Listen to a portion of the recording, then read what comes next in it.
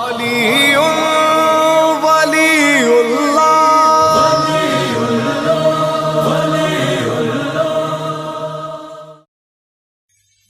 کہ وَمِنَ النَّاسِ مَن یشری نفسہ، اور لوگوں میں ایک ایسا بھی ہے. جی ایسے لوگ نہیں ہیں، یہ ترجمہ نہیں ہے. وَمِنَ النَّاسِ، مِنَ النَّاسِ لوگوں میں. الٹ پھیر نہ کیا کرو ترجموں میں.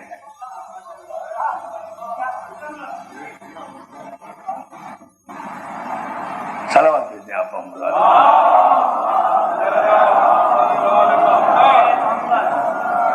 وَمِنَ النَّاسِ، اور لوگوں میں سے ایک ایسا مَن یشری، جو بیچتا ہے اپنے نفس کو.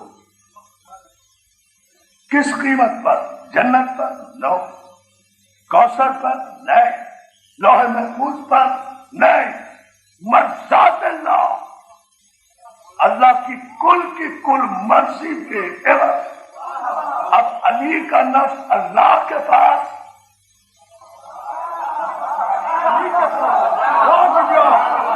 علی کا نفس بھی اگر علی کے پاس ہوتا تو ذائقہ موت چکھتا، لیکن علی کا نفس علی کے پاس نہیں ہے میری جان.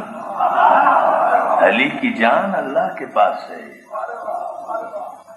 اور اللہ کہاں رہتا ہے تمہیں نہیں پتا، تم چاہو بھی تو نہیں مان سکتے.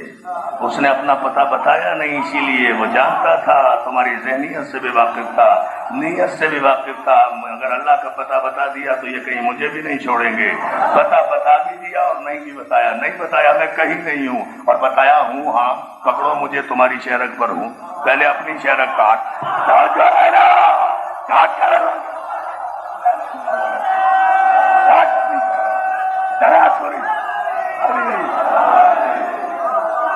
نہیں دوستوں، نہیں مل کر نہیں آیا نعرہ مل کر نہیں آیا. ہاں بیٹا،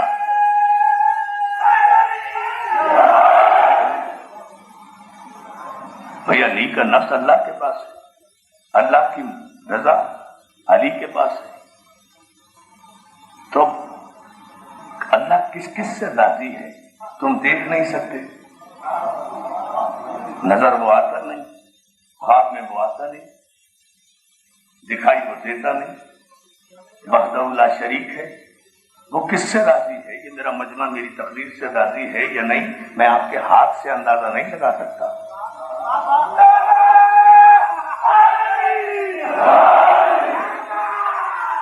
یہ میرا مجمع اتنا بڑا، ہزاروں کا مجمع ماشاءاللہ مولا سلامت رکھے، یہ مجھ سے راضی ہے یا نہیں، میں آپ کے سینے سے اندازہ نہیں لگا سکتا، آپ کا ہاتھ دیکھ کے اندازہ نہیں لگا سکتا، آپ کے بازو دیکھ کے اندازہ نہیں لگا سکتا، آپ کے پاؤں دیکھ کر اندازہ نہیں لگا سکتا.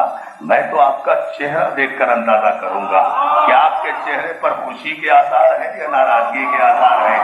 تو اللہ راضی ہے، اس سے بھی راضی، اس سے بھی راضی، اس سے بھی راضی. میں کہتا ہوں سب سے راضی، مگر اللہ کی رضامندی کا معیار جو ہے وہ اللہ کا چہرہ ہے نا. اور ساری کائنات میں کوئی نبی بھی وجہ اللہ نہیں علی کے علاوہ جو ہے نا. تو اب اللہ کس کس سے راضی؟ اللہ اس سے راضی ہوگا جو اللہ سے راضی ہوگا. ارے آپ نے غور ہی نہیں کیا، میں نے بہت بڑا جملہ کہا. صحیح بخاری کا جملہ ہے یہ. 39 دن تک خیبر میں جا کر، بھائی صاحب 39 دن تک خیبر میں جا کر بخیریت تمام لوگ میدان اور سیکٹر سے واپس آتے رہے. نہ کسی کی نقصی پھوڑی، نہ اپنی پھڑوائی. راضی اللہ کس سے راضی؟ آتے رہے. اور آخر میں عالم یہ ہو گیا کہ یہ پہچاننا مشکل ہو گیا بقول شبلی نعمانی کے کہ پہل کون کرتا تھا تشریف لانے میں. کتنے تو ادب سے پڑھ رہے ہیں، ضابطہ اخلاق کے پابند ہیں نا بھائی.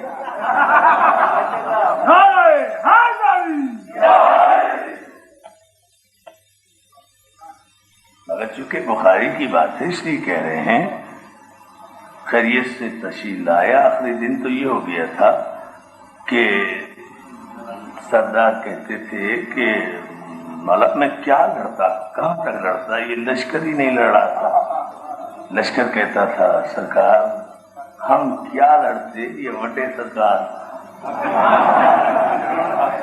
तो शिवली नमानी कहते हैं कि बहरहाल सरदार ने लश्कर की शिकायत की, लश्कर ने सरदार की, लेकिन फैसला नहीं हो सका कि actually who was the falter.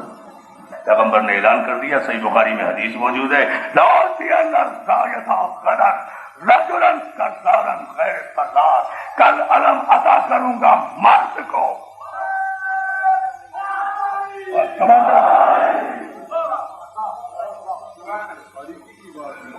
इतनी सी बात है सामने की, लॉजिक की बात है। 40वें दिन कहा कल अलम अता करूंगा रजुल को, मर्द को।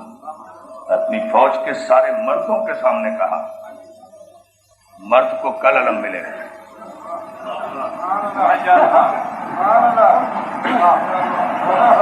कल अलम अता करूंगा मर्द को जो कर्रार, जंग नहीं पड़ा, एक जुमला कहना है, मर्द को, कर्रार को, गैर फर्रार को, मुहिब्बे खुदा को, महबूब खुदा को, मुहिब्बे रसूल को, महबूब रसूल को।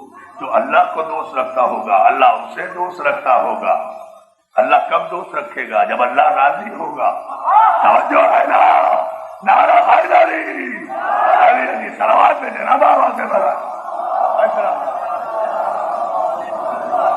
लेकिन एक जुमला कहना चाहता हूं आपकी खिदमत में, और वो जुमला ये है कि अली पहुंचकर दस्ते नबूवत को बोसा लिया, अपने सुप्रीम कमांडर रसूल से पूछते हैं, या रसूल अल्लाह छोड़े सारी बात, आप बताएं कब तक लड़ूं?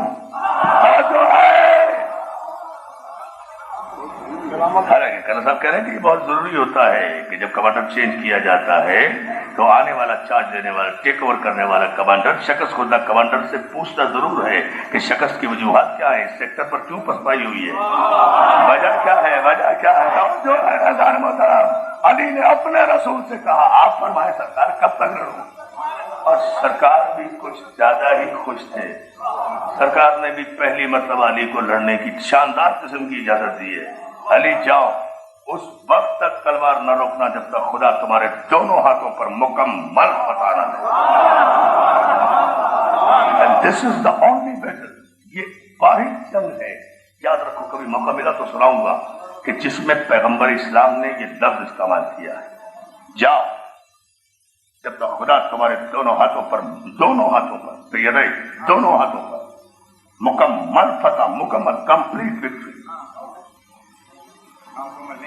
मुकम्मल फतह न दे दे, उस वक्त तक वापस न लौटना।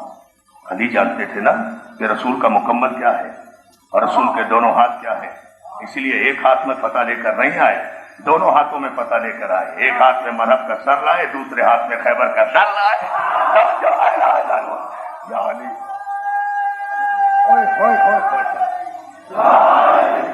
ये वाहिद जंग है, वाहिद पूरी हयात तैयबा में पैगंबर इस्लाम की वाहिद जंग है जो यहूदियों से लड़ी गई, मुशरिकों से और बुत परस्तों से नहीं लड़ी गई।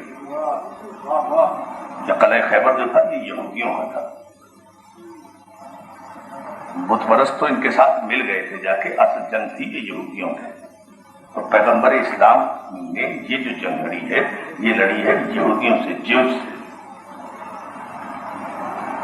नहीं समझे आप? अच्छा अभी समझेंगे।